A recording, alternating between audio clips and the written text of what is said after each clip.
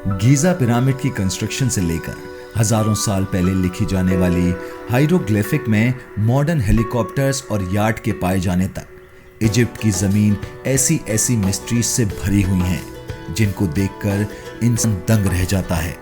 Cairo से 550 kilometre दूर Asian Egypt के बड़े शहरों में से एक शहर को एबिडोस के नाम से जाना जाता है। इसके एक तरफ 11 किलोमीटर दूर नाइल रिवर गुजरती है तो दूसरी तरफ दूर दूर तक सिर्फ रेत ही रेत है। 1998 की बात है जब तूफानी आंधी की वजह से रेत के अंदर से एक अजीबो गरीब चीज उभर कर बाहर आई। ये खस्ता हाल की लकड़ी से बना कोई स्ट्रक्चर था जिसको बुरी तरह से दीमक खाकर खोखला कर चुकी थी।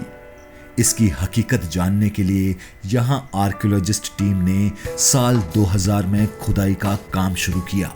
ये खुदाई बहुत ही देखभाल कर की जानी थी क्योंकि एक छोटी सी गलती इस स्ट्रक्चर को नुकसान पहुंचा सकती थी। जो चीज रेत के अंदर से निकल के आई थी वो कोई मामूली स्ट्रक्चर नहीं बल्कि 70 फुट लंबी बोट थी। रेगिस्तान के बीचों बीच इस अकेली बोट का भला क्या काम था? इस गुत्थी को सुलझाने की खोज अभी चल ही रही थी कि मालूम पड़ा यहां एक नहीं दो नहीं बल्कि ऐसी टोटल 14 बोट्स थी जिनको एक दूसरे के साथ लाइन से रेगिस्तान में दफन किया गया था। हमारे चैनल पर आपका फिर से स्वागत है। आर्कियोलॉजिस्ट इन खस्ता हाल बोट्स को पूरी तरह रेत से निकाल नहीं पाए थे क्योंकि उनको डर था कि ऐसा किया तो बोट्स टूट जाएगी और एक बहुत बड़ी मिस्ट्री अधूरी ही रह जाएगी। सिर्फ वो लकड़ी के चंद सैंपल की मदद से मालूम करने में कामयाब हुए कि बोट्स 5000 साल पुरानी है, यानी गीजा पिरामिड से भी 500 साल पुरानी। पर यह अकेला जवाब मिस्ट्री को सुलझाने के लिए काफी नहीं था। कुछ अरसे के बाद लेटेस्ट सोनर स्कैनिंग टेक्नोलॉजी की मदद से आर्कियोलॉजिस्ट इस काबिल हो चुके थे कि वो इस पूरे एरिया को बगैर हाथ लगाए उसका एक 3D मॉडल बना सके। स्कैनिंग के बाद जो 3D मॉडल बन गया वो इस तरह दिखता था। ये इतिहास में अब तक का सबसे पुराना बेड़ा माना जाता है। 60 से 70 फुट लंबी बोट्स जिन्हें देखकर ऐसा लगता है कि इनको बड़ी एहतियात से एक दूसरे के पैरेलल खड़ा किया गया है। जिस जगह ये बोट खड़ी है इसे देखकर सबसे पहले ख्याल ये आता है कि क्या कहीं ये उस दौर में नाइल रिवर का किनारा तो नहीं था।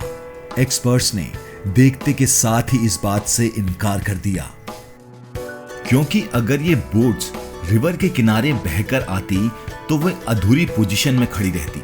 ये तो एक दूसरे के मुकाबले में बिल्कुल सीधी खड़ी हैं, जिसका मतलब है कि इनको यहां लाकर खड़ा किया गया है। इसके अलावा आर्कियोलॉजिस्ट ने आसपास के लैंडस्केप का भी अच्छी तरह मुआयना किया पर कहीं से भी ये जाहिर नहीं हुआ कि नाइल रिवर यहां से कभी गुजरा करती थी।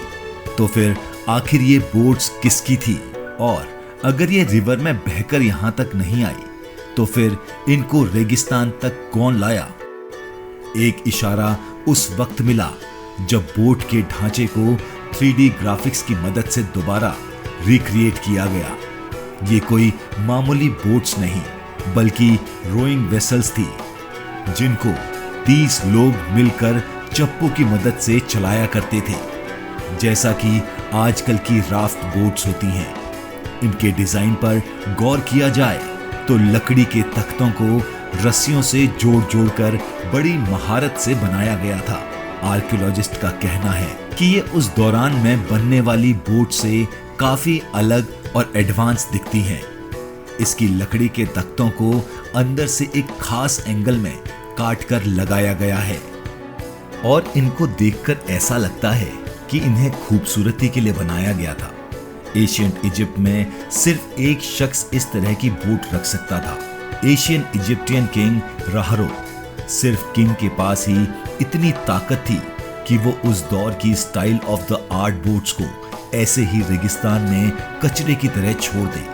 पर सवाल है कि इनको रेगिस्तान में रखा क्यों गया था। एबिडोस बोट्स की मिस्ट्री को सुलझाने के लिए इजिप्ट आर्कियोलॉजिस्ट ने आसपास के एरिया की छानबीन कर दी। जिस जगह पर यह बेड़ा दफन हो रखा था, इसके पास ही एक बहुत बड़ा मिट्टी का ईंटों का स्ट्रक्चर मौजूद है। एक्सपर्ट्स का मानना है कि ये इतना बड़ा स्ट्रक्चर एशियंट इजिप्टियंस की इबादत का लगता है। यहाँ आकर इवेंट्स भी हुआ करते थे, क्योंकि यहाँ से मिट्टी के बर्तन भी मिले हैं। इनमें कभी खाना और शराब डला करती थी। इन बर्तनों की कार्बन डेटिंग भी यही इशारा दे रही थी कि इनको उसी दौर में बनाया गया था जिस दौर में इन 14 बोट्स को बनाया गया था। अब इजिप्टियोलॉजिस्ट को पक्का यकीन हो गया कि 14 बोट्स के इस स्ट्रक्चर के साथ जरूर कोई कांटेक्ट है। करीब से जब इन बोट्स का दोबारा मुआयना किया गया तो एक ऐसा इशारा मिला जो इस डिस्कवरी के लिए एक बहुत बड़ा ब्रेक थ्रू होने वाला था। बोट के आसपास भी मिट्टी से बनी दीवारें बनाई गई थी। ये ईंटों की दीवार ठीक बोट्स के कर्व के हिसाब से बनाई हुई थी कि जैसे इनको खास बोट्स के लिए बनाया गया हो। ये दीवार सिर्फ बोट की साइड पर ही नहीं बल्कि उसके नीचे भी ऐसी ईंटें लगी हुई थी। अब जब 3 साइड्स पर ईंटें लगी हैं तो जरूर बोट्स के ऊपर भी ईंटें लगाई होंगी, जो अब वक्त के साथ गिर के मलियामेट हो चुकी हैं। 3D ग्राफिक्स की मदद से जब बोट्स के ऊपर वाले हिस्से पर भी ईंटें लगाई गई तो वो कुछ इस तरह दिख रहा था। ये कुछ और नहीं बल्कि बोट्स के यानी कश्तियों के ताबूत थे। जी हाँ, ममीज की तरह इन बोट्स को भी 5000 साल पहले बड़ी शानो शौकत के साथ इन ताबूतों में डाला गया था। इनके ऊपर खूबसूरती के लिए वाइट प्लास्टर किया गया था, तो ये रेगिस्तान में दूर से ही चमकते हुए दिखाई देते थे। आर्कियोलॉजिस्ट कई सालों के बाद एबिडोस बोट्स की मिस्ट्री को कई हद तक सुलझा चुके थे। एक बात तो कंफर्म हो चुकी थी कि ये बोट्स नाइल रिवर से बहकर नहीं आई थी। इनका एडवांस डिजाइन इस बात की गवाही दे रहा है कि ये किसी एशियंट इजिप्टियन किंग की बल्कियत है और इसको ईंटों के ताबूत में डालकर रखा गया था। अब सिर्फ आखिरी सवाल के जवाब की तलाश थी कि बोट्स को ताबूत में डाला क्यों गया था। यहाँ से सिर्फ 1.5 किलोमीटर दूर रेगिस्तान में एक इजिप्टियन किंग की टूम मौजूद थी, यानी जहां उनको मरने के बाद रखा जाता है। हैरत की बात यह है कि ये टूम भी उसी दौर में बनाई गई थी जिस दौर में बोट्स और इबादतगाह के अंदर मौजूद बर्तन बनाए गए थे। इस टूम में न सिर्फ फैरो की मम्मी को रखा गया था बल्कि इसके साथ ये छोटे छोटे बॉक्स देख रहे हैं। इनमें फैरो के करीबी साथियों को दफन किया गया था, वो भी सेम उसी दिन जिस दिन किंग की मौत हुई थी। जी हाँ, किंग के ऑनर में उसके जितने भी करीबी साथी थे उनको भी अपनी जान देकर अपने फैरो, अपने खुदा के साथ ही इस दुनिया से जाने का फैसला किया था। उनका ये यकीन था कि मरने के बाद वाले सफर को आसान बनाने के लिए किंग के साथ उसकी सारी दौलत, उसका सामान, यहाँ तक कि उसके नौकरों को भी उसके साथ दफन किया जाए। बोट्स को भी उसी किंग की आफ्टर लाइफ को आसान बनाने के लिए इतनी शानो शौकत के साथ ताबूत के अंदर रखा गया था।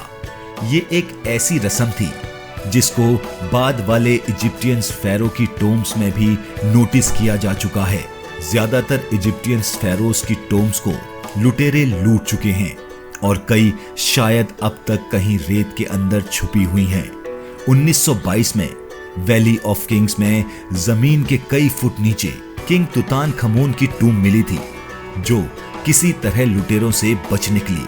इसमें किंग का सारा खजाना और सारा सामान बिल्कुल सही सलामत अनटच्ड हालत में मौजूद था। इस खजाने में भी 35 बोट्स के मॉडल पाए गए थे जिनको शायद एबिडोस बोट्स की तरह ही किंग की आफ्टर लाइफ के सफर को आसान बनाने के लिए उसके साथ ही दफन किया गया था। अगर आपको ये वीडियो पसंद आया तो प्लीज लाइक और सब्सक्राइब जरूर करें।